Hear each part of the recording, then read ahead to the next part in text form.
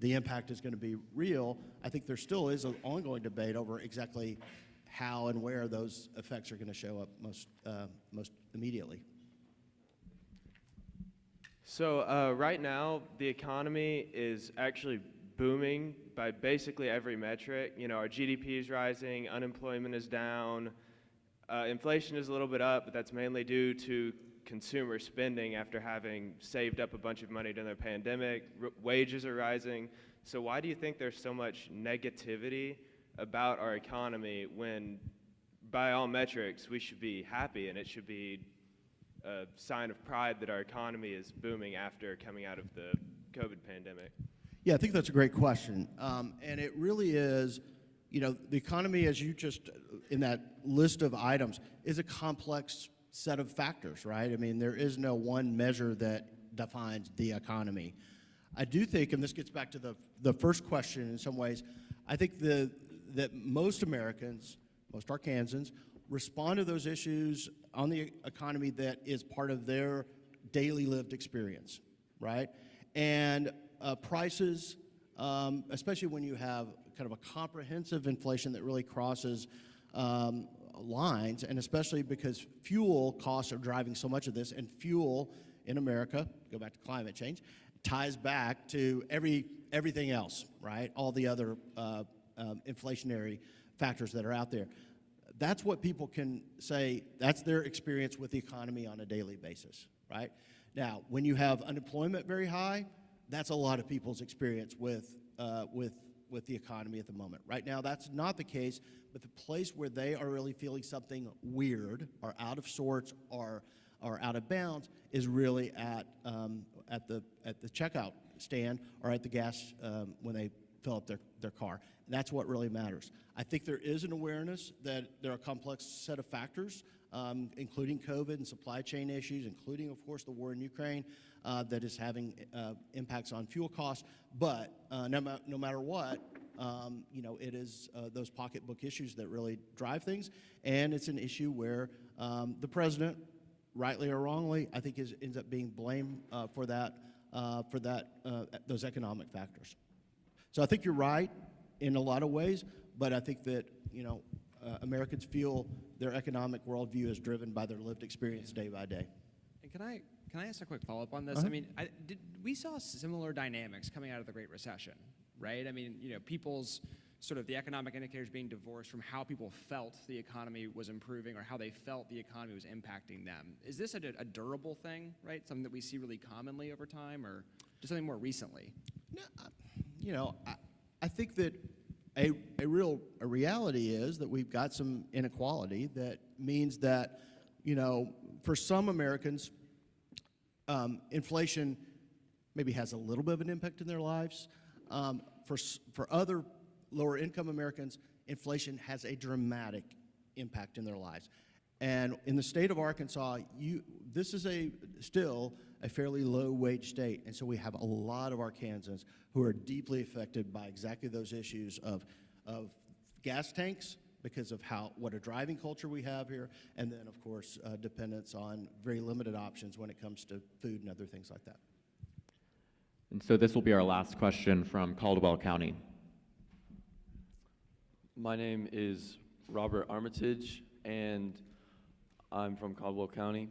And I was wondering, so you know how like other states have like a website where you can go and like see all the candidates for like your city, your town, and your state and your county elections? I was wondering if having a website that the Arkansas government runs that has all the candidates for every position, and they're like a link to like their website or whatever, if that would be beneficial for us for their like voter turnout and other things.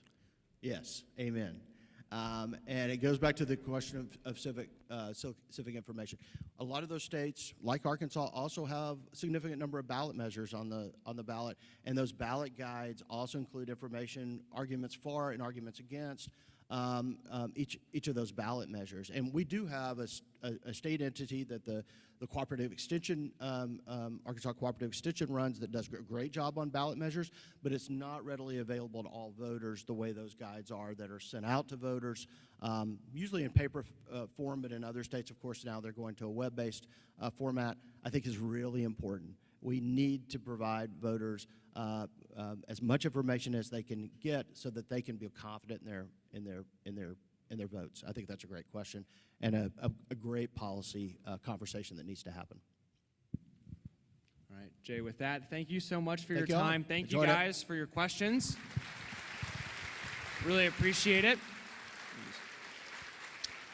And then I've been asked to hand it over to Trent Gardner, who's going to kick us off with the next part of our programming. Thanks again, guys.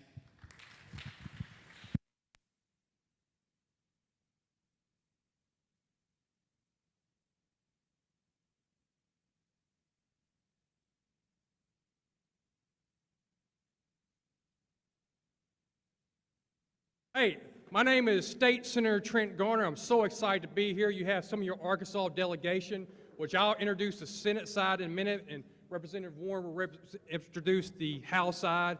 Tell you a little bit about myself. I was born and raised in South Arkansas. Anybody from El Dorado, Camden area, raise your hand. Yeah, there you go. And as we're going through this, if you hear your hometown or where you're from get called out, make sure you scream out real loud, all right? So born and raised down there and lived there my whole life till I joined the military. I joined the military after 9/11, became a Special Forces Green Beret, who served 2 tours in Afghanistan in support of Operation Enduring Freedom. When I came back, I got my education from the University of Arkansas. I got a master's in political science and a law degree. I moved back down to South Arkansas and ran for election in 2016. So they asked me to talk to you about why you should care about Arkansas legislative government. And the way that I like to describe it is very simple. Think about it this way. Every single aspect of your life, from the time you wake up in the morning until the time you go to sleep, is regulated and controlled by government. Think about that.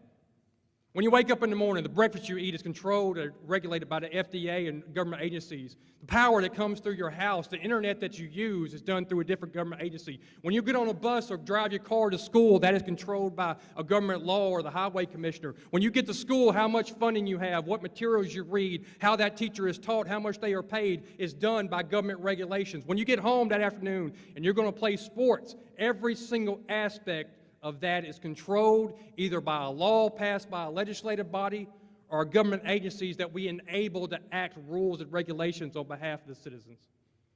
So when you're sitting here today and you go in the back and you're passing legislation, think about that.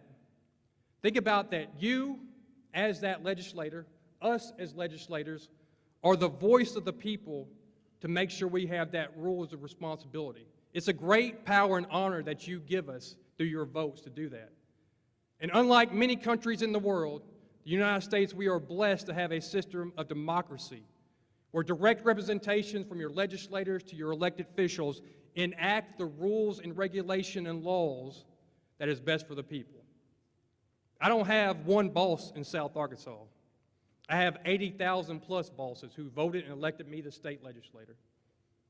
So as we go through the mock part in a minute, make sure you ask tough questions, make sure you take this process seriously, and make sure you enact legislation that will not only help you in this boy's state, but help you to understand what it means, the great responsibility that you have as both a voter and potentially one day an elected or otherwise leader.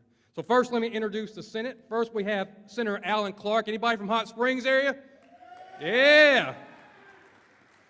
Senator Clark's been elected a number of years. He's the head of the Senate Judiciary Committee, which handles all laws basically dealing with the courts. And Senator Clark is a great friend of Alan. Next, we got Senator Bart Hester from Cave Springs, Northwest Arkansas, Bentonville, Rogers. Any of y'all in the house? Senator Hester's been elected for a number of years lately, and he just got elected as the Arkansas Pro Tem, which means he will be the President Pro Tem of the Senate, basically the top dog of the Senate. Next, we have Senator, what's your name again? Tucker, Senator Tucker, just playing with him. Senator Tucker from Little Rock. Anybody from Little Rock in the area? Senator Tucker's a great guy. He served in the House for a number of years before he was elected to the Arkansas State Senate, ran for the congressional seat a number of years ago, ran a very good campaign, and just had a recent, did y'all actually have the premiere of the movie? Did a movie on his campaign, which I haven't seen it, but I saw the trailer. It was excellent. A great guy, and one of the smartest guys in the Senate, not named Garner. Next, we have Senator Johnson. Senator Johnson from Ferndale, Little Rock. Anybody else from Little Rock up in here? Like that guy. Senator Johnson got elected in 18 first time.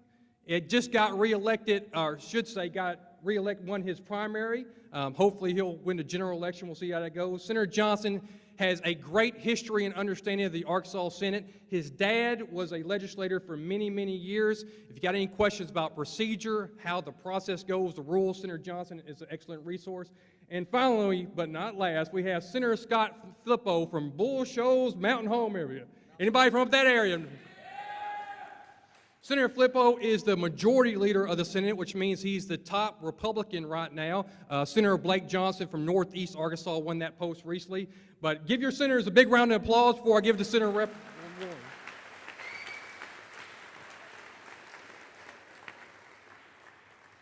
Morning, Boys State.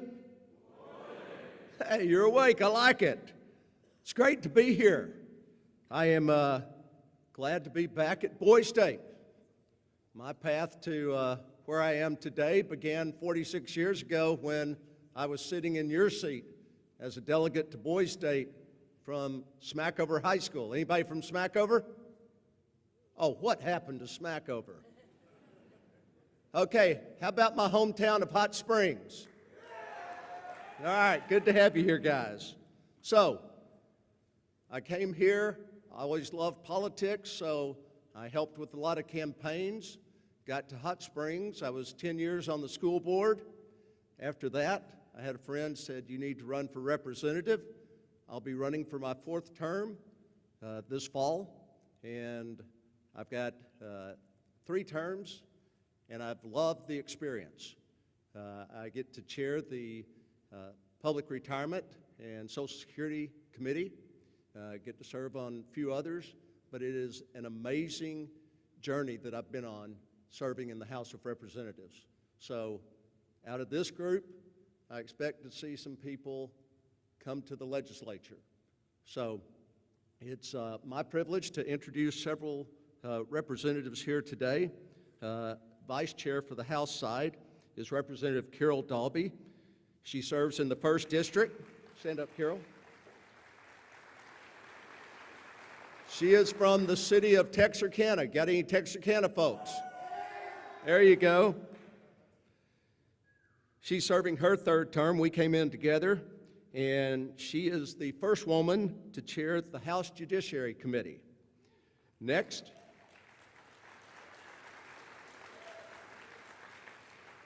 Next is Representative Rick Beck. He serves the 65th District, which includes portions of Conway and Perry counties. His hometown is Center Ridge. He's serving his 4th term, and he is the chairperson for the Joint Committee on Energy. Next is Representative Mary Bentley.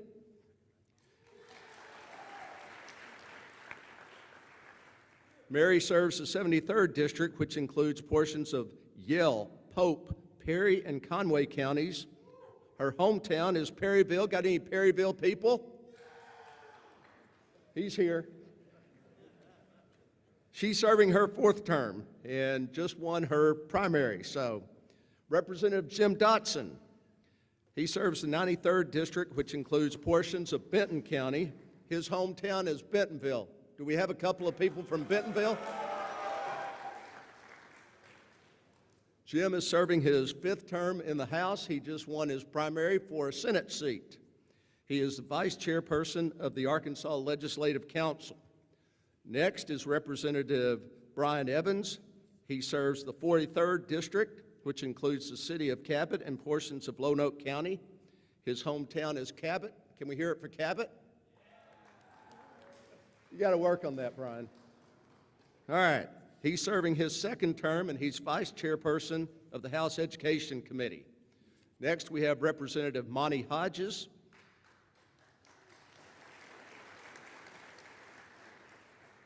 He serves the 55th District, which includes portions of Crittenden and Mississippi counties. His hometown is Blytheville. Any Blytheville folks? Oh, Monty. Do we have one? All right. He's serving his 5th term in the House right now. Representative Mark Perry serves the 42nd District, which includes portions of Pulaski County. His hometown is Jacksonville. Any Jacksonville folks? There we go. He is serving his 5th term. And then last but not least is Representative Johnny Rye, who serves the 54th District, which includes portions of Poinsett and Mississippi County. His hometown is Truman. Any Truman folks? There you go, Johnny. Johnny also came in with my group. He's serving his 3rd term. So hope you guys are having a great time at Boys State. So at this time, I think Senator Gardner and I are going to open it up for questions. So fire away. You're welcome to ask us or any of the other panelists. All right, guys, this is an important part of this. We got plenty of time left, and I think it's important for you to ask us any kind of issue you think is important in Arkansas. It can be something that's in the news right now. It could be Supreme Court decisions. It could be something happening in your local area. It could be how the process is going to work later on when you get back there and you're actually passing bills, and how the meeting will go on Friday when you're at the Capitol. Any questions you have, and we have bipartisan group of legislators, so we'll try to get both perspectives for sure. Hello, my name is Caleb Spall from Perryville, and I have a question about police integrity in my county. The county the person who represents my county that I know of is Miss Mary Bentley. So I guess that question is directed to her. Who's the question for? Perryville? Perry County. Police integrity. Can you repeat your question for me? Y'all speak up. We're having a little I'm bit of sorry, can you difficulty repeat your hearing. question for me?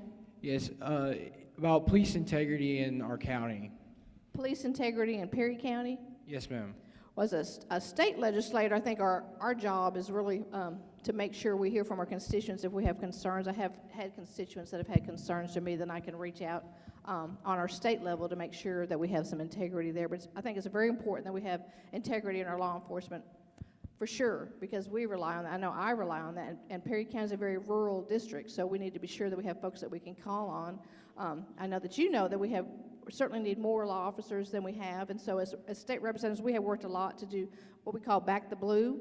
So, I think if we have people out there putting their lives on the line, that we need to make sure that they get a good salary. So as legislators, we gave a bonus to all of our law enforcement officers because we think it's very important that those people are willing to go out there and be between us and a bullet, right, because they're willing to do that. So we should make sure that they have a good pay. So I think it's one thing that we really enjoy. I have, as a legislator, reached out to make sure that our counties do everything they can to get good quality pay, because those people need to have good pay and good training. So I think that's what we need to look at there. So if you have more personal questions you want to ask me about later, I'm happy to meet with you here. I'll be here for the afternoon, okay?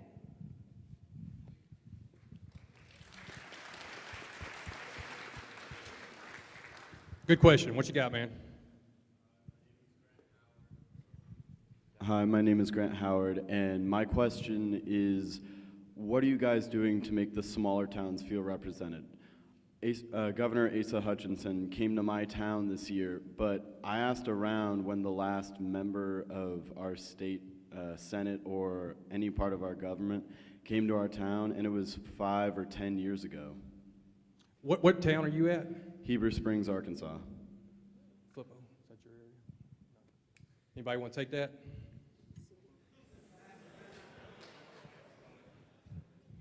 Yes, that depends on the legislator, and of course, most of us have full-time jobs. We are citizen legislators, so we have full-time jobs besides our work in the legislature. So for a lot of us, that may be 80, 90-hour weeks. But personally, I represent a little bit of Hot Springs, a little bit of Benton, and Malvern, and then I represent about 20 small communities.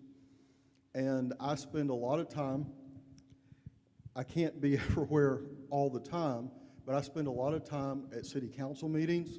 I spend a lot of time at school board meetings. I have 18 school districts.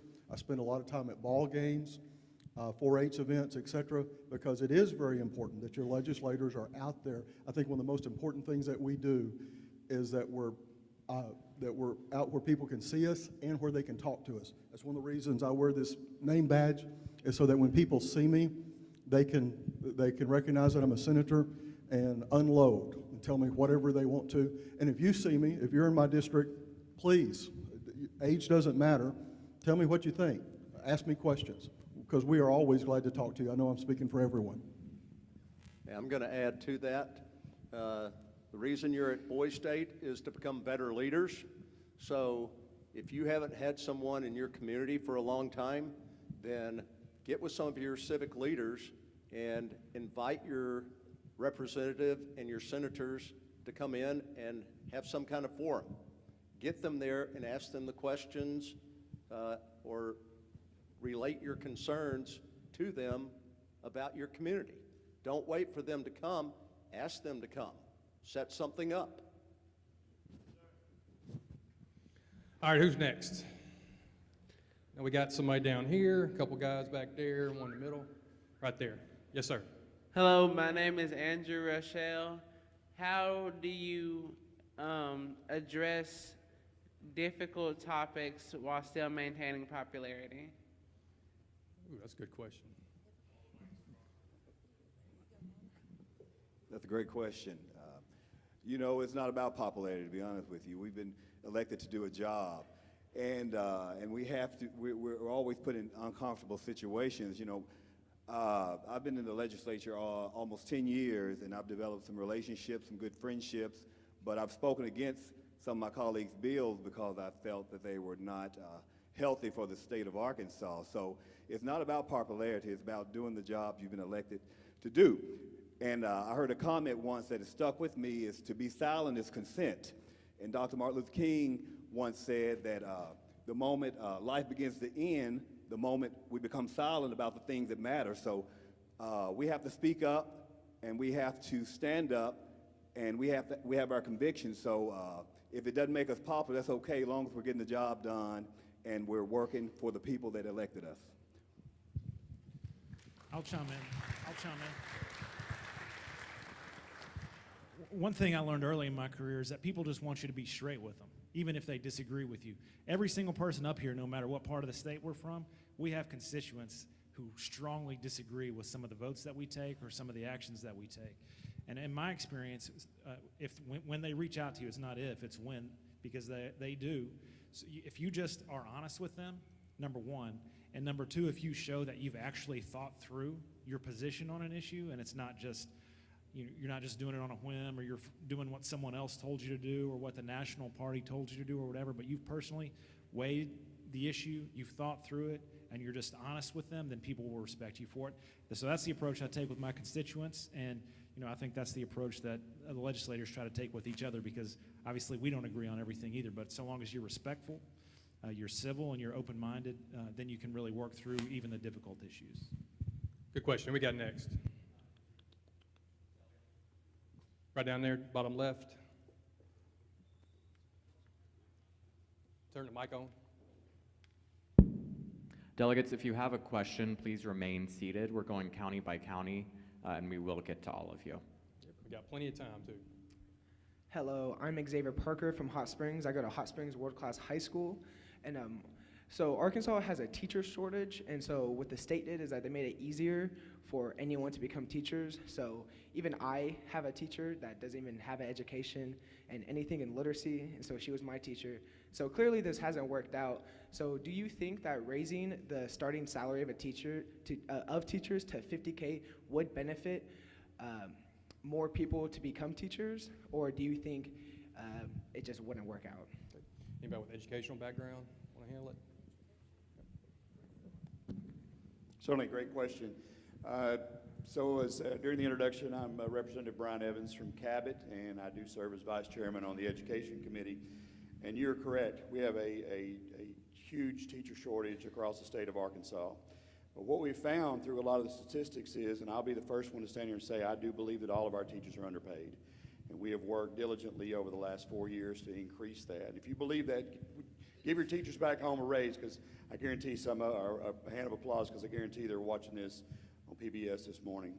But one of the things that we found through a lot of statistics is that 60% of the teachers in the state of Arkansas currently teach within 40 miles of where they graduated. And so it's not just about money. It's a big issue in the fact that when they come out of college, right now there is opportunities to teach all over the state in a host of subjects, but what they want more than anything is the ability to go back home. And so if your local school districts are not taking the initiative within themselves of promoting the pay structures within their individual districts, then that's where the real problem lies. It's not really a state issue, it's more of a local issue. I call it priority spending. It's where the individual districts decide they're going to put more emphasis on how they're going to take care financially of the teachers there. You can take a teacher that comes out of college, and let's just say hypothetically that she is from Mountain View, and Mountain View offers a starting salary of $42,000. But that teacher, if you say, well, if you'll go down and teach at Lake Village, we'll pay you $50,000, or if you go teach at Texarkana, we'll pay you $54,000. Where's that teacher going to choose to go for their first job? They're going to take $10,000 less, and they're going to go back home because they have family support there. They have a quality life that they grew up in and probably enjoyed. So you're right, we have a huge teacher shortage across the state, but it's not just tied to salary. I believe that we have too big of a government overreach into what teachers are doing. We need to let teachers teach. We need to let them teach to the student and not just teach to the test. And we're addressing those issues, but that is a problem that's been ongoing for years.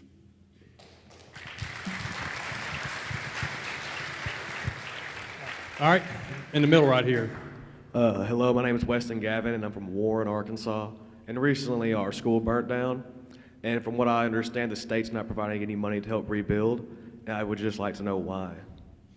Well, I don't know the specific circumstances of that. I would imagine that typically there's an insurance filing process with any kind of major infrastructure like that, and that would recoup the vast majority of funds. So I imagine before the state would step in any kind of capacity, we'd want that declared. Just like if your house burnt down or something like that, there may be some role for us as legislators to fill a gap of the finances if that happens, but the first process has to go through your insurance carrier, whoever that may be for your particular school.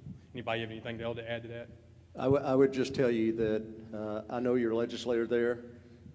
You need to reach out to your legislator to make sure that that process that Senator Gardner just mentioned is taking place, and then follow through with the facilities funding after that. But check with your local legislator there. All right, who's next? Right here. Hi, my name is Kobe Moore, and I got a question for, well, both sides, State House and State Senate. We all know about the Robb Elementary School shooting in Texas. Have any representatives on the House side and the State Senate side discussed resources on how we can make our schools safer here in Arkansas? Yeah, Sarah.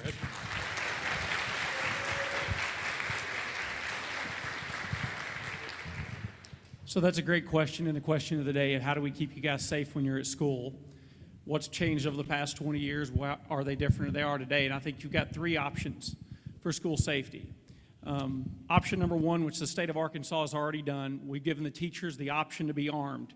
If they want to go through some increased training, a teacher can be armed. So that's one thing the state of Arkansas has already done.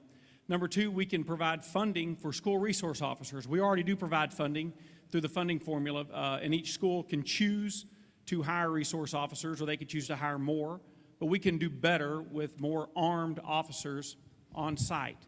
And the third thing we can do is provide funding for safety things, barriers, locks, fencing, gates.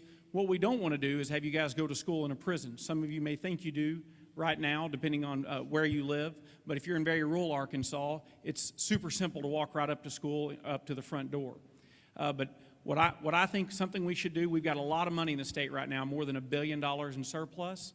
I think that we're going to look at probably spending some of that money to give to each individual school district to what they think they need for school safety, as far as if it's school resource officers or if it's some sort of more barriers or locking mechanisms.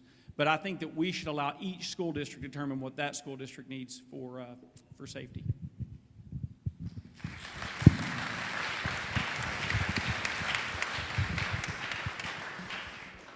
Yes, I want to, you stole a lot of my talking points, but I think I do want to emphasize the importance of two things. One is your local school district taking control of what they know. Those are the people who know how to handle this. In the state legislator, you don't want us to come and tell you how to make your school safe. The local people should be able to handle that situation. Now, the other thing that we need is to make sure that their targets are hardened. You know, go back and learn from the, I hate to say mistakes, but learn from what's happened in these other events. Some things have happened where there were some obvious things that went wrong. Another key thing that we did, I believe it was 2 sessions ago, was look at the possibility of trying to get the school districts connected with local law enforcement, so that if there is an event, that there can be a quick response, and really what happened down in Texas hopefully will not happen here in Arkansas.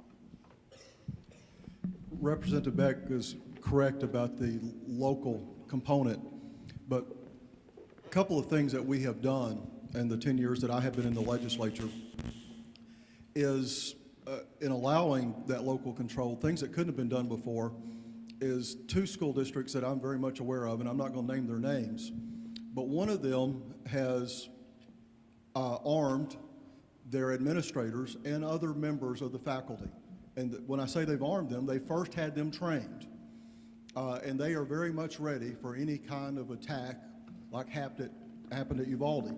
Another school did something, they had already done something that actually wasn't legal until we made it legal. They had common sense, and that always is something that we hope prevails, is they had trained their administrators and others, and nobody knows who the others are except them, and they have firearms at the school in lock boxes that they can get to in seconds, where the county deputies wouldn't be there for minutes. And not only that, all the new school buildings that I'm seeing are built with secure entrances with either bulletproof or bullet-resistant glass that you can't get in unless somebody lets you in. The doors going into the classrooms are also secure. They can be closed and locked, and there's no way in. So, you know, the question then comes back, well, what do we do about older buildings, et cetera? And I think that there's some, as Senator Hester talked about, I think there's some weight on us to look at that. I think there's also some weight on the local district. As we're raising money for band uniforms and football uniforms and other things, do we want to keep our schools safe? And is that something that we want to raise money for? So this falls on everyone. But there are things that we have already done and that we'll continue to do, and that was a great question. Yep, go ahead.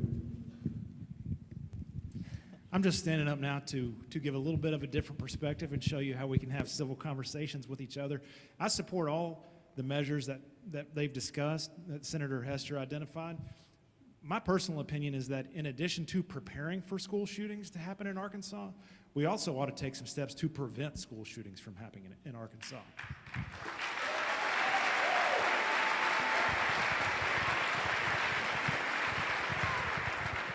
You got to be 21 in Arkansas right now to buy a handgun, but you can be 18 to buy a semi-automatic weapon that can mow down 19 kids to the point where their families have to give DNA in order for their bodies to be identified. It's actually easier to get a semi-automatic weapon in Arkansas than it is to buy Claritin, or some other drugs that you need to clear your sinuses out. And there are just some common sense measures that I think legislators ought to take, which would be responsible to prevent school shootings from happening. I'll just give one example. To me, there's a lot we can do. We got a lot of questions, but I'll just give one example. 90% of Americans support universal background checks, closing the gun show loophole, just making sure that everyone has a background check before they buy a gun. 83% of gun owners support that, and 72% of NRA members support that. yet Congress won't pass that law, and we hadn't managed to get that law passed in the Arkansas legislature. And in my opinion, that's an indictment on the whole political system, because that's something that the public wants, but it still can't get through the legislative process. And you know, there's a whole lot of work that goes into solving that riddle, but there's a lot we can do, not just to prepare for school shootings, but to prevent them also.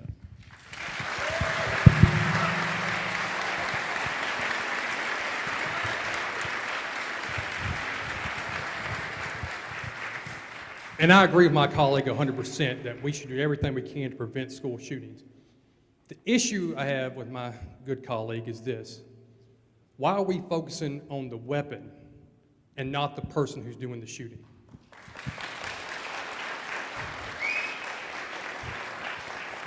He correctly pointed out that universal background checks seems to have big support across the political spectrum.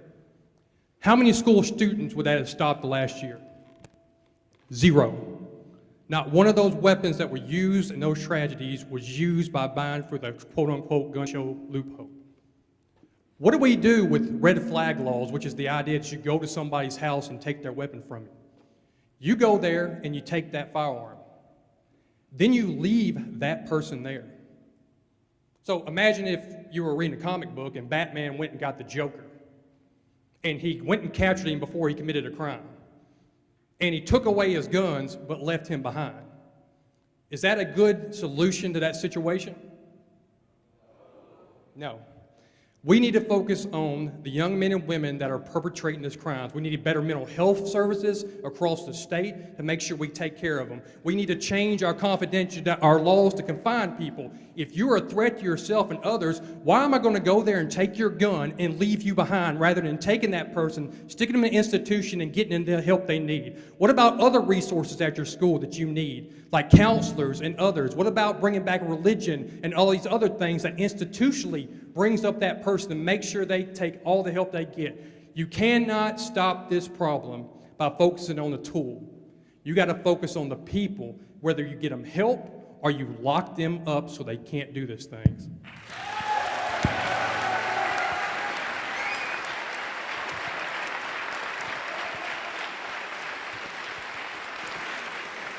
All right, next question. Right here. Hi, I'm Josiah McCullough from Rogers, and I was wondering if there was any sort of plan or motion in place to help combat rising inflation. Great question. Anybody want to take it? All right, I'll be very quickly. The first thing we can do is stop spending dadgum government money. All right, you want to know why we have record inflation right now? There's a lot of reasons. I don't want to get into the micro and macroeconomics of it, but one of the realities is we have pumped so much federal money and state money into our economy that it has cheapened the dollar and caused inflation to rise through the roof. So right now, we look at the stimulus packages. We look back at the multiple other packages that did COVID. We look at the state of Arkansas and the multiple incentives. We have $1 billion surplus right now. You know how much money that is, $1 billion surplus? And the way to think about that, that is the taxpayers' money. We have to be smart and responsible in how we give that back. Giving free money out sounds great until you smack dab in the middle of what we're dealing with right now. The way to think about this is simple. For the average family, and most people here are from an average family, right? I grew up in South Arkansas with a brother and a dad and mom. Inflation will impact your family by increasing the cost of your next year by $5,000. To put that in perspective, the largest tax cut that has ever happened at the federal level is $2,600. So inflation is going to be double the amount this next year for you to spend than the biggest tax break you've ever had in your life. That is one of the main things I think we need to do. If we get that under control, we can work on, the reality with Ukraine and somehow that's driving up prices. We can deal with how we have shortages of labor market and also supply chain issues. All that is a symptom of this big government spending that is burning our economy to the ground. And if you look at our GDP last month, we are technically in a recession. Our economy shrunk by 1.5%.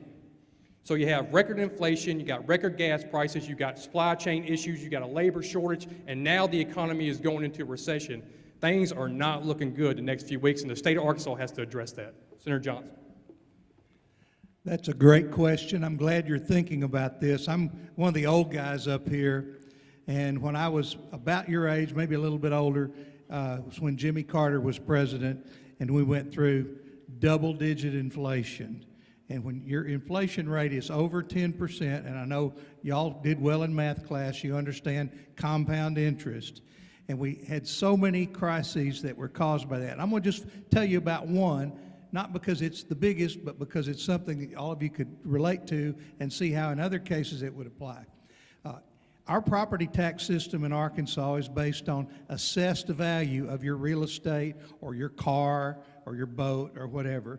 And you're assessed one year and you get the bill the next year and you pay the second year. So it's 24 months sometimes between the time they assess your vehicle or you assess your house, and then they come in and get the money for that local government, which is the main part of your school district funding.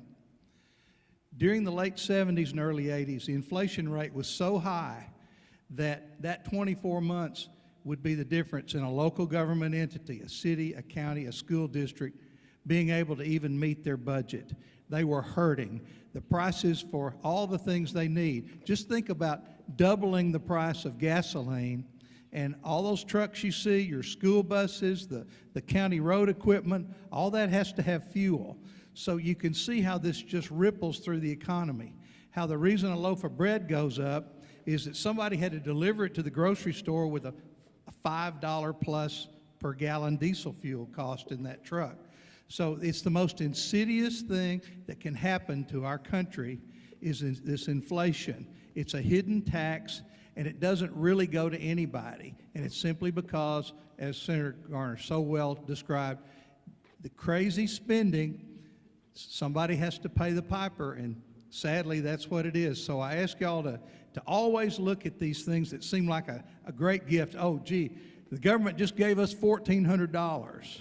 But remember, government never gives you a bouquet that they didn't pick out of your own garden. So please, thank you for that great question. I'm going to follow up on that. One thing that I want to make sure that you guys all understand is that this legislature operates under the terms that Arkansas is a balanced budget state. We do not deficit spend. Every year we make sure that we do not spend more than what we take in. So that is why you see a lot of battles going on at the Capitol, because we fight at the end for a very small residual balance of what's left over after all the required items are determined as far as what we're going to spend for the fiscal year that's ahead. So what's left over, we're all trying to take back to our different communities to take care of different needs that each one of us come to the Capitol with. So, but Arkansas is showing a way that we are a responsible state in that we don't spend what we don't have. So the rest of the country could take a lesson from us. We're being responsible with what we have. Absolutely. Who we got next? Still keep them coming. We got plenty of time left. Right there, in the middle, right there. Hello, ladies and gentlemen. My name is Kyron, but I go by KT. Before I ask my question, I just want to know how were y'all doing this morning? Great. That's good. That's Thanks, good. KT. So my question was, how do y'all feel about the Black Lives Matter movement? Nice, easy question. Who wants to take it? Come on. This is what we get paid for. Go ahead. I'm going to be y'all's favorite legislator by the time the day is over. I support the Black Lives Matter movement.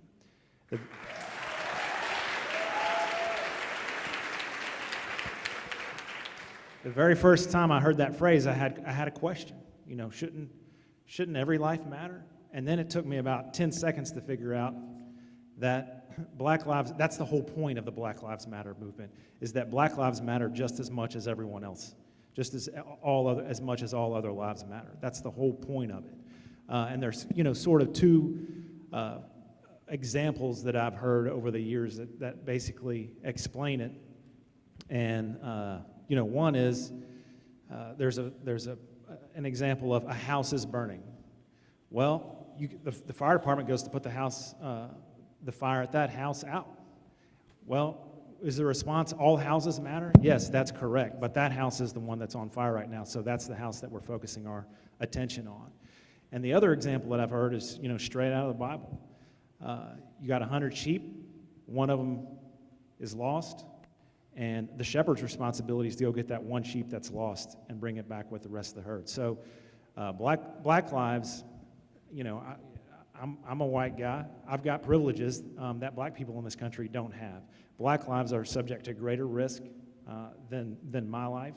And so that's why the Black Lives Matter movement exists, because that's where our focus should be, to make sure that Black Lives Matter just as much as my life or anyone else's life. So that's my position on it.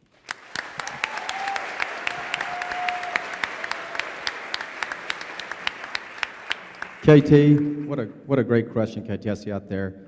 Just a little personal privilege. I was a Boys State runner-up back in 1998, so this is me coming full circle 25 years later. I had to run for the Senate to get there, but boy, it sure is nice to be here with you all this morning. To Senator Tucker's point, I think the difficult thing in our society today is we all have our own experiences in life, and those are what we go by. Those are our reality. Years ago, I had a conversation with the late Representative John Walker. He was an African-American representative, an attorney, lived in Little Rock. And I was having breakfast in the cafeteria at the Capitol, and he came to me one morning and said, "Senator, do you mind if I join you? I want to talk to you about this gun bill that's coming up." I said, "Representative Walker, absolutely." He goes, "Well, Scott, what's your Senate district?" And I said, "Oh, I'm up there in North Central Arkansas." He goes, "Hell, I already know you're going to vote for this. Do you mind if I just visit with you about the bill in general?" I said, "Of course." And at that moment, where the conversation changed is, Representative Walker knew that if it was a matter that if he was right, then I had to be wrong. If I was right, then he had to be wrong. And that's the dialogue that too oftentimes we see today, and especially when it comes to issues of race. The biggest thing that we've got to shoot for is understanding. As we talked about the Constitution, one of the things that Representative Walker made a point to say, he goes, "Scott, I know the Constitution. I probably know it better than you, young man, but let me tell you." He goes, "People that look like me, the Second Amendment wasn't the most important thing for them back in the 16, 17, 1800s. It wasn't. It didn't apply to my ancestors." And so with Representative Walker, and let me preface all this, he and I were not close friends. We did not have any other substantive conversations outside of this one, and I served with him for another 3 years. So I really want to put this in context, is that in that conversation, though, is it went about from being somebody's got to be right to somebody's got to be wrong, to how about both parties trying to work to understand each other. And that's the big thing here, because a lot of times there'll be a solution that's put forth with something. And for the context of Black Lives Matter, maybe it's in the context of reparations or something else, and maybe I'll say, "Well, I disagree with that." Well, does that mean that I don't understand? I don't believe so. But the most important thing, I think, is to listen to each other and to listen to each other's experiences and realize that sometimes in those conversations, there is no right, there is no wrong, but it is your experience, it is your walk in life, and that should be respected. Anybody else? Since I am the black-brown person sitting up here on the stage, of course, I support 100% Black Lives Matter. And I'm glad that Senator Clark Tucker brought clarity to that. He had questions the fact that, when the movement first took place, shouldn't all lives matter? And then he understood why that movement took place, we're still in 2022 dealing with over 400 years of systemic racism. I had the opportunity to visit a museum in Mobile, Alabama this past weekend, from slavery to mass incarceration. And we have to be honest with ourselves that black, brown people have not had the best life here in America. And from birth, we have been behind the 8 ball. And, you know, I enjoy having these type of conversations because you can't clearly understand my journey and my reality if you don't hear from me. You know, we can we can listen to stats, and we can watch media and all that, but until you hear it from someone who looks like me, who has felt the brunt of racism, who's a runner, and who takes his running shoes to every city that he visits. And sometimes when there's a subdivision I run into, I go look at that house if it's empty, and I could have easily been a Maud Aubrey. So this is our reality. So I 100% support Black Lives Matter because our lives do matter. Until we put value, just as much value on our lives as we put on everybody else's lives, we need to continue to move forward with that movement. Thank you. Next question. Next question. Gentleman over to the right here. What's your name? Hi, I'm George Crouch. I'm from Fayetteville, Arkansas. Hey, George. I wanted to ask about the state bus driver shortage. It is not being addressed in Arkansas, and I was wondering if y'all are going to raise wages or do anything to influence people to become bus drivers in Arkansas. I heard shortage. What was the first part of it? Bus driver shortage. Bus driver shortage, all right? Yes, sir. Anybody in particular? George, I'm guessing you're talking in terms of school bus drivers, is that correct? And once again, I think that becomes a local issue, and how do you address it on the local level? I'm from Texarkana, a two-state town, so we have unique opportunities. I don't want to say difficulties. When you have Texas on one side of the town, and evidently they have all the money in the world and can pay everything. So what our district has to do is and I think all districts have to find a way to raise those wages, because you want good drivers for the buses, you want people who are responsible. But my district has also given incentives, like if you don't miss a day, if you have perfect attendance, you get a bonus. You get things like that. And I think we have to start looking at unique ways, not only with bus drivers, but across the whole employment segment of society right now. People are begging for employees. I suspect Representative Bentley in her business is having trouble at times finding employees, and we're all having to look in our businesses for that. So I think what happens, whether it's a school or whether it's a business or whatever the situation is, you've got to be inventive. You've got to give reasons for people to want to work, provide a good working environment, all those kinds of things. So what can the state do? Right now in our budget, we do have transportation in our budget as far as monies that go to the school districts. We let those school districts determine how best to use those monies, and it all boils down to the local level. And I think the local people have got to be inventive and look at different ways to attract people to work. Thank you for that question. We got some more. We got 20 more minutes, so let's fill up time, guys. All right, right there. Yes, sir. My name is Robert Armitage, and the gentleman who said that we needed background checks for the guns, that was you, right? All right. And then you countered and said that we should focus on the individual. I was wondering why those two have to like oppose each other, and why one has to be there without the other. Why can't we just have both?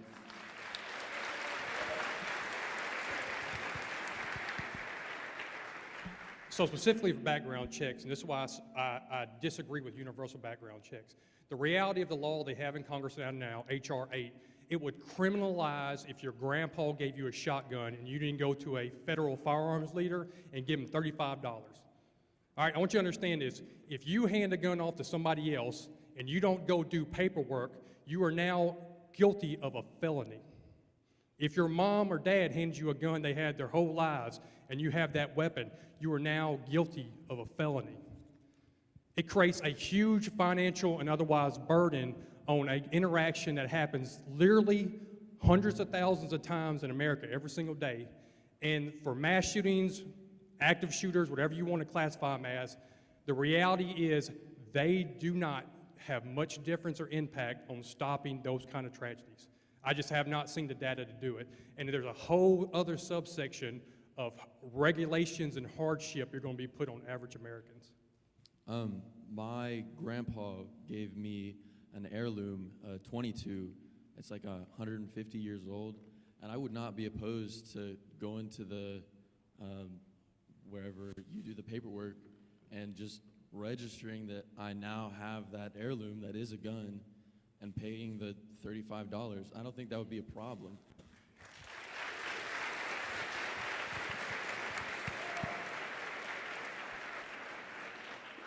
And I appreciate that you'll make that personal choice. The problem is there are literally thousands of Arkansans where $35 is a lot of money, especially if they're getting multiple guns that do it at the same time. So we have any more questions, or we want to pass it on?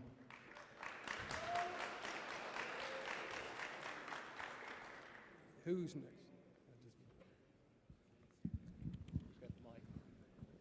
Right here, right in the middle. There you go. Hello, my name is Keith Smith. I'm from Mineral Springs, and this question is for the representative from Texarkana.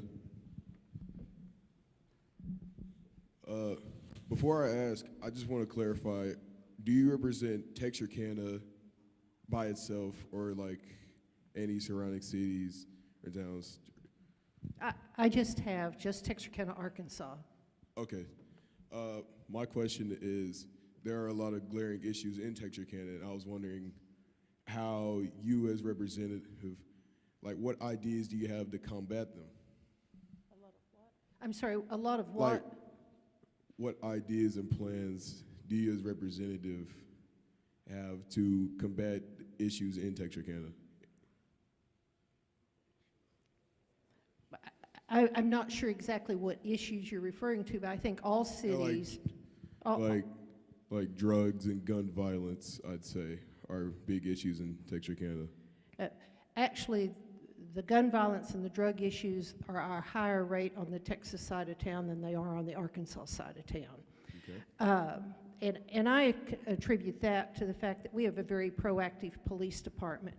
And one of the things that we've kind of talked about up here in regards to guns, my police department 2 sessions ago came to me wanting a bill in which we did pass see something, say something.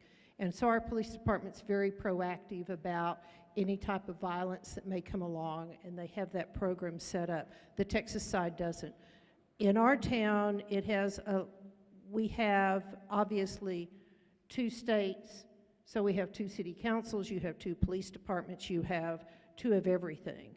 And there is always the interaction of trying to work with another state, work with another city, because it is a completely different city, even though it's just on the other side of the street. So we do have a lot of cooperative efforts, but my focus obviously is on the Arkansas side of town, and I point to my police department. They're very proactive, they're very out in the community. They run a program every year for rising 6th graders called the Pride Academy that they bring students in, and then they follow those students all the way to the time that they graduate. So on our side of town, we're working very hard to address the issues of any kind of crime or drugs. I can't speak for what the Texas side's doing. They have a whole different set of laws, a whole different way of doing things. But that's what our focus is. On the state level, it's my job to try to provide whatever resources, as is for any legislator up here, to provide resources to help our communities thrive. Thank you. What we got next? Who do we have next? Where's the mic? Over there. Gotcha. Yes, sir. Mine is for Representative Darby. As the chair of the Judiciary Committee, I was just wondering how you go about like the decriminalization process of whatever, or reducing or strengthening sentences for nonviolent crimes. I know that you have higher guidelines that you have to follow, but what kind of wiggle room do you have, and what are you doing as chair of the Judiciary Committee? Senator Clark is the chair over on the Senate side, and what our job is when legislators file a bill, and this is true at any committee, file a bill, we let that bill come through, we let it through debate, and then the committee members will vote as to whether or not it gets out and goes through. I think that each session there is always folks who are looking at how to tweak our criminal laws, what we can do to either make them better, stronger, or weaken them. We always have both sides presented, and it's the committee's responsibility, whether it's in the House. We have 20 members on our committee in the House. The Senate has 7, is that correct? 8. On their side, to get a bill out, it takes typically 11 votes in the House side, and then it'll take the majority 5 votes over on the Senate side. So as the chair, whether it's in the House Judiciary or whether it's rev and tax or whether it's education or whatever, we are monitoring the legislation, the bills that are being filed, and we're seeing that they have a hearing. And once that bill maybe passes out of the House committee, goes to the House floor, passes out of there, it's got to make it through the same process over on the Senate side. And that's kind of the quick way of doing it. So personally, it's not my job, nor would it be Senator Clark's job to change those bills. That's the committee's job. And we're just calling the balls and strikes when we're up there in the chair. Any questions, anything else? Oh, Senator Hester. Well, look, you have to work really, really, really hard to get in prison in the state of Arkansas. You didn't commit some nonviolent crime, and now you're down at Cummins. That just doesn't happen. You committed crime after crime after crime after crime after crime, and you've proven yourself to not be safety in society. So when we talk about nonviolent stuff, that's usually drug related. You know, I'm happy to consider some of those options, right? What I think we need to work mostly on is recidivism. Like if somebody's going to leave prison and go back into society, we've got to be able to help them, right? I don't want somebody to just walk out without any help. What we're learning is, as it makes very common sense, if you don't have a family back home that can help or a job, that you're going to go commit the same crime that you committed in the past. We've got to do a better job helping people with reentry into society. So I'm going to work really hard on that, but I'm not interested in letting the guys in prison out of prison anytime soon. Senator Johnson, yes, sir.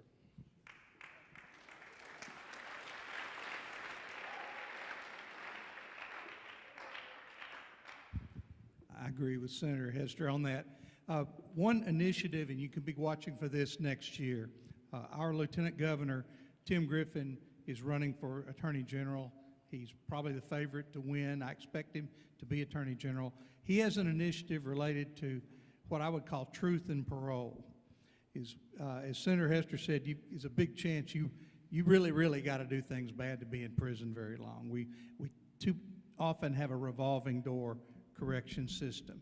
I was talking to a sheriff in a county in northwest Arkansas, and he said when they arrest someone, the first question the alleged perpetrator asks is this a state or federal crime? Because they know if it's a federal crime, they're going to serve 85% of the sentence. If it's a state crime, who knows? Maybe 20%, maybe less, maybe very little at all. Probation, there's just the certainty of being punished has been taken away. Now, life is a series of incentives and disincentives.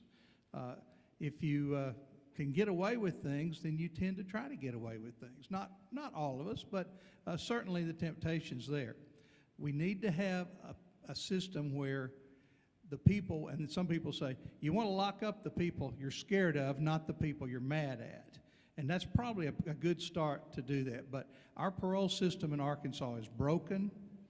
We have too many people that get out of jail and go right back into the criminal activity that got them there in the first place.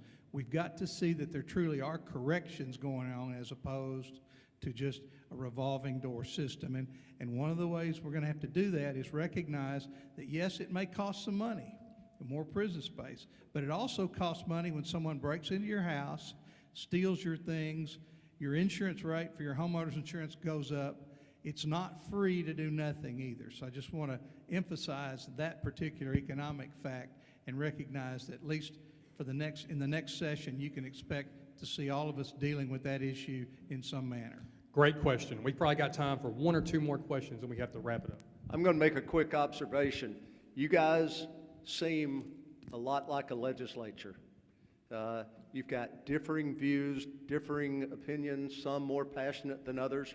We come to the legislature with our own passions. We go to work on certain bills, and one thing that you learn is you have to work within the system, and you have to be respectful of each other. Even if we have times where we get mad at each other, we get over it. But when you realize you're talking issues, you don't change things from just outside.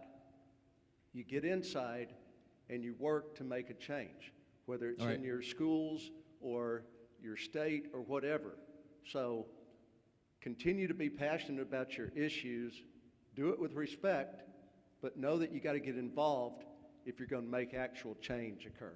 All right, there we go. Delegates, we've got time for 2 more questions. We're going to do over here in Carville, and then this very eager delegate in Rooks.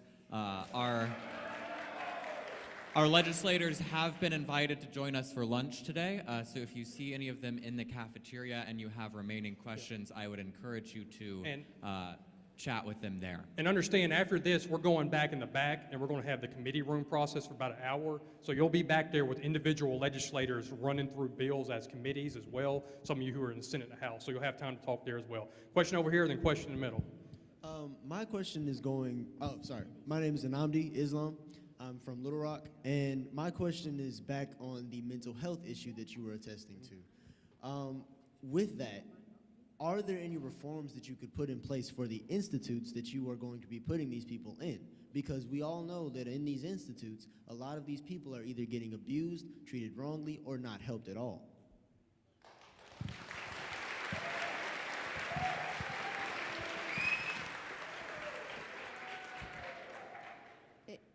I may take a little bit of issue with that. As part of House Judiciary, Senate Judiciary, we work closely with the prison system. At times, they come to our committees. We know what their programs are. There's always room for improvement, but I think overall in that system, they're really working very hard to meet the challenges that are before them. They're really working on trying to do some innovative things. Is there room for improvement? I think there's always room for improvement. If we're not willing to look for improvement, then we don't ever improve. One thing that I've had the opportunity to do within the last few months, the Supreme Court sent me to Austin to a conference on the state court response to the mental health crisis.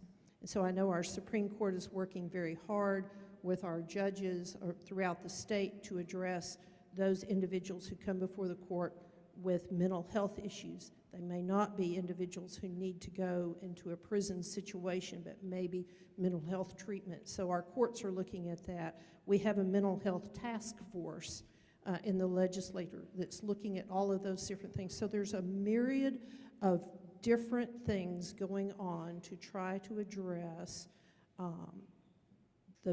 the problems that we see of those who continually commit crimes and are violent offenders, who, as Senator Johnson just alluded to, of we need to do something that they're not out in a revolving door. And that's something that we're having to look at, but this is not a one answer is going to fit it. It's going to take the legislature, the courts, the prison system, the mental health system, and society as a whole. Because a lot of times folks are looking to government to solve societal problems, and the government cannot solve societal problems if society doesn't take the initiative to solve their problems. And so with that being said, yes, there may be some abuses that go on, but the vast majority there are not. Our prison system works very hard. They're looking at ways to get better, and I think all of us on this stage are looking at ways to better the system. Good question. Last question over here, because we're running out of time. Who's Hey this guy? everybody, I'm Henry Chilcote. I'm from Little Rock, or more accurately, like barely from North Little Rock. I'm from Rooks County. gas ain't cheap. I think we all know that feeling when you're going to the pump nowadays and it like takes away your entire wallet just like that. Just recently, Little Rock, the price has hit over $4 per gallon, and I'd like to know, just across the state, what's being done to combat these prices. Representative Bentley. I happen to own an injection molding business where we buy plastic, and plastic is made out of oil, so I know directly how it's affecting even our gas tank, but it affects everything. So everything you purchase is based on fuel. But as Arkansas State Legislature, it's out of our hands. It's what's happened when you guys had a poll up here on your approval ratings of the current administration, the Biden administration, is directly affecting what's happened to your gas prices. Because what happened the first few days he was in office? We stopped the Keystone Pipeline. We stopped producing oil in America. America is one of the #1 producers of oil in the world, and we're not that anymore. So now we're having to bring oil in from other countries, which makes it go higher. So I wish to goodness we could go to the legislature and have a special section and put that gas back down to $1.50, but that's just not how it works. That's not what we can do. And very quickly before I turn it off to Representative Beck, what I would do is suspend the gas tax for the next year to make sure, because you get like 15, 20 cents a gallon, less taxes.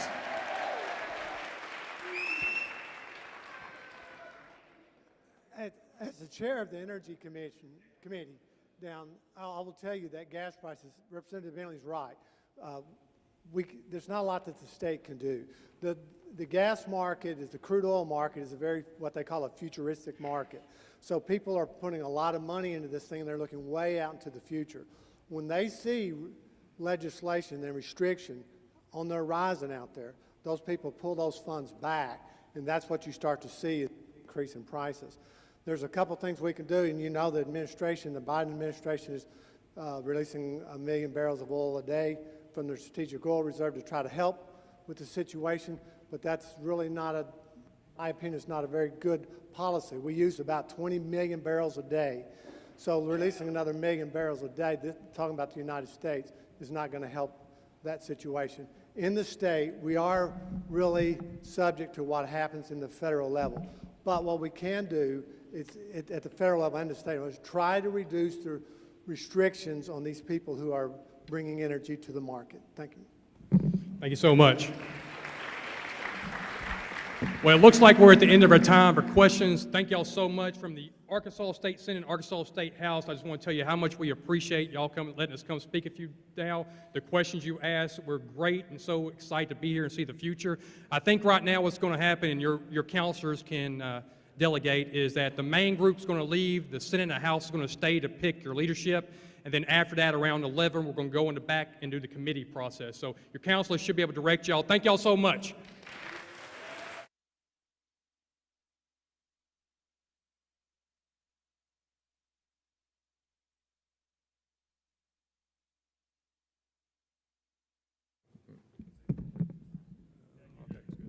Let's get one more round of applause for our state representatives and senators.